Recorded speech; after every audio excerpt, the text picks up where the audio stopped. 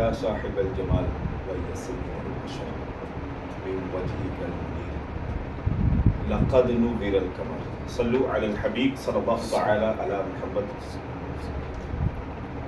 آج ہم بات کریں گے ایک مسئلہ لوگوں سے سننے میں آتا ہے، وہ کہتے ہیں کہ ہمیں وسوسے بتاتے ہیں، کبھی کوئی وسوسہ آتا ہے، کبھی کوئی وسوسہ آتا ہے، ہر وقت وسوسوں میں الجھے رہتے ہیں۔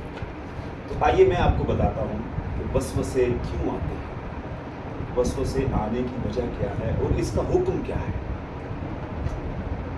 وسوسے آنے کا جو سبب ہے نا، یہ نفس و شیطان ہے، کہ شیطان انسان کے دل میں باہر سے وسوسے ڈالتا ہے۔ یوں ہی بعد انسان بھی اپنی باتوں سے وسوسے ڈال دیتے ہیں۔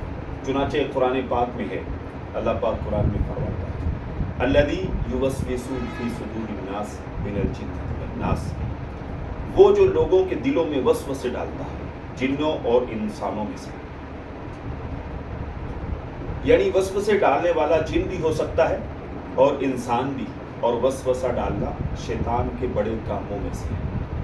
تو حاضرین پتہ چلا کہ وسوسے جو ہے یہ شیطان کی طرف سے آتے ہیں، اور بعض دفعہ جنات بھی وسوسے ڈالتے ہیں اور انسان بھی ڈالتے ہیں۔ تو پتہ چلا کہ ہمیں اپنے آپ کو انسانوں سے بھی بچانا چاہیے، ایسے انسانوں سے کہ جو دلوں میں ذہنوں میں وسوسے ڈالتے ہیں۔